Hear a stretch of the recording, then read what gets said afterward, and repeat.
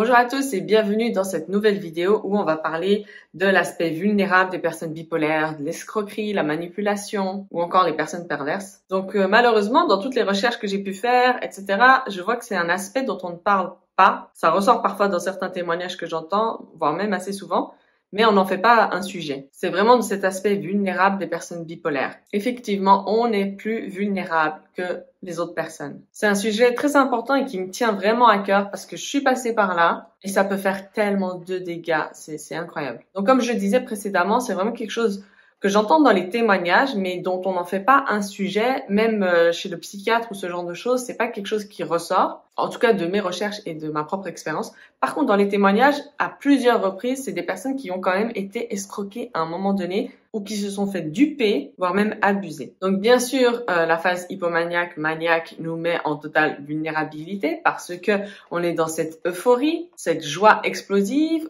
tout le monde est beau, tout le monde est gentil. On devient complètement naïf à ce moment-là. On n'a plus peur, on remarque plus les signaux de danger. On est désinhibé, donc on va au contact des gens. On n'a pas peur de parler. Et de l'extérieur, on nous repère parce qu'on tient des propos comme ça grandioses, parce que on se sent grandiose. Cet état est très attirant pour les autres parce qu'on bosse, on a de l'ambition, on veut faire plein de choses. On devient très intéressant. Le problème, c'est qu'on devient aussi très intéressant pour les mauvaises personnes. Les personnes qui veulent profiter de nous, qui veulent vous abuser, qui veulent voler votre argent. Enfin voilà. Donc de mon côté, l'escroquerie est apparue en phase hypomaniaque. Donc j'ai rencontré quelqu'un à Dubaï, donc je l'ai rencontré en physique. Cette personne s'est fait passer pour quelqu'un qu'elle n'était pas, complètement une autre personne. Moi, comme je parlais beaucoup, la logorée, n'est-ce pas, je parlais beaucoup, donc j'ai raconté ma vie sans aucun complexe. Cette personne qui de base est un manipulateur a cerné directement mon profil. Il s'est dit celle-là, c'est la bonne pour moi. Et comme moi, à ce moment-là, mon rêve, c'était de devenir peintre et d'être reconnu, célèbre dans le monde entier, que j'y croyais, n'est-ce pas? Lui, il s'est vraiment servi de ça, en fait, pour m'appâter et m'attraper. Du coup, il s'est fait passer pour un businessman multimillionnaire. Et ce qui est terrible, c'est que dans son discours, il maîtrisait très, très bien son sujet. C'était quelqu'un de très intelligent, qui savait ce qu'il faisait, qui, lui, avait un agenda, là, qui avait un objectif très différent du mien, au final. Donc, tout a commencé avec, il m'a promis de m'aider à développer mon business à Dubaï, en me disant qu'il avait plein d'acheteurs potentiels. Et encore une fois, moi étant en phase hypomaniaque, je l'ai cru. Aujourd'hui, avec le recul, il y avait des tonnes de warnings. Les red flags, ils étaient présents, mais moi, je suis passée au-dessus sans souci. Je me disais, mais non, je voyais en fait cette personne d'un tout autre œil. Et malheureusement, ça a duré des mois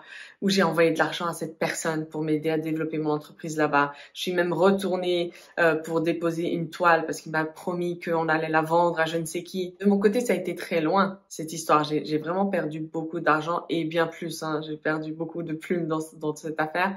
Il me promettait en fait des tas de choses, que j'allais pouvoir venir ensuite m'installer à Dubaï, qu'il allait m'aider à mettre les enfants dans une école. Dieu merci, je n'ai pas fait sortir mes enfants de l'école. Mais voilà, ça a été en fait 4-5 mois de mensonges complets. Toute sa vie, qui il était, les paroles, moi, j'ai tout cru en fait. Et à un moment donné, il me tenait tellement avec l'argent, j'étais en stress total. Plus l'hypomanie, moi je ne dormais pas, il m'a fait bosser sur des projets, des business plans, des trucs que j'avais jamais fait. J'étais devenue en fait une vraie esclave. Et comme il y avait l'affaire de l'argent, je me sentais complètement piégée. Je me disais, t'as investi, il faut aller jusqu'au bout. Donc ça a été une période très très très dramatique et traumatique de ma vie, la pire, jusqu'à début janvier, là, 2023, où cette personne m'a fait carrément croire à son suicide, me menaçait en fait de se suicider si j'envoyais pas d'argent, car il avait monté toute une histoire d'avocat. Enfin bref, il utilisait le fait que j'étais très protectrice et que je voudrais le sauver en fait pour continuer à envoyer de l'argent. Donc évidemment, c'est vraiment à ce moment-là que j'ai fait une crise complète d'hystérie, mais ça a été très dur. Dieu merci, mes proches m'ont soutenue et m'ont beaucoup aidé parce que j'étais pas loin de l'hôpital psychiatrique à ce moment-là. Car pour moi, ça a été très difficile de redescendre. Ça faisait des mois qu'en fait, je regardais une image fixe, on va dire. On me disait de bien regarder cette image, de me concentrer et que j'arriverais à atteindre cette image. Et là, en fait, c'est comme si on me disait de regarder un mur blanc, tout en me disant de ne plus penser à cette image. Sauf que de déconstruire toute cette histoire dans laquelle j'étais plongée pendant des mois, et ne sachant pas que j'étais encore en phase hypomaniaque, ça a été l'enfer. Mon cerveau n'arrêtait pas de faire des liens de retour en arrière avec ce qui s'était passé. Pour moi, croire que tout ça était faux, c'était mourir, en fait. Parce que j'avais tellement perdu dedans. mon tableau en fait a été volé. J'ai fait tellement de sacrifices. Et ne parlons pas du côté abusé, d'avoir son utilisé, violé carrément, parce qu'il y a plein de détails que je ne partagerai pas ici.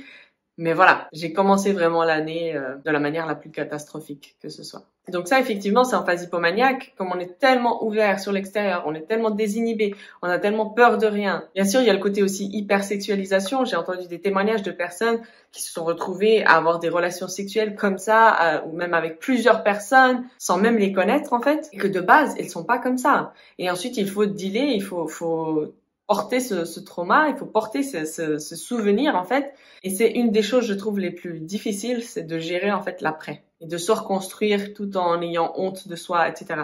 Donc c'est là que vraiment, bien sûr, le traitement, mais aussi faire une thérapie vraiment pour gérer les traumas. Donc ça, c'était en phase haute, qui est forcément, on est très vulnérable. D'ailleurs, je venais tout juste d'entendre un témoignage d'une femme qui disait qu'elle avait été vraiment abusée, arnaquée par un coach, qui lui a même fait croire que la bipolarité, justement, n'existait pas et lui a fait stopper son traitement. Oui, oui, vous avez bien entendu. Mais ça, effectivement, c'est la phase hypomaniaque ou maniaque. Maintenant, dans l'autre phase, en dépression, on peut aussi se sentir tellement mal qu'on est prêt à tout. Malheureusement, il y a même ceux qui pensent au suicide et il y a énormément de tentatives de suicide et de réussites, justement, de passage à l'acte, ce qui est vraiment très triste.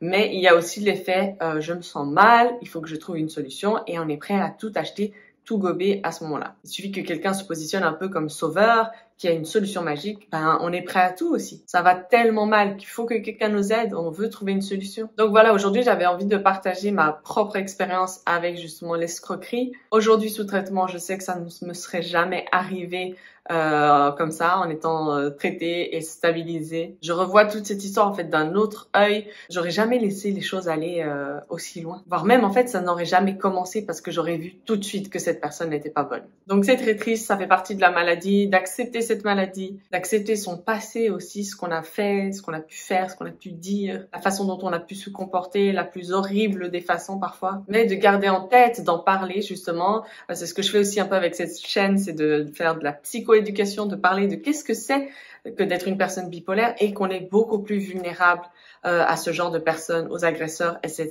D'ailleurs, je pense que ça ne concerne vraiment pas que la bipolarité, mais la plupart des maladies mentales, on est des personnes plus vulnérables. Parce que si dans notre tête, déjà, ça va pas, c'est pas clair, c'est pas stable, on a des pensées qui partent dans tous les sens, on croit des trucs, on voit des choses qui ne sont pas vraies, etc.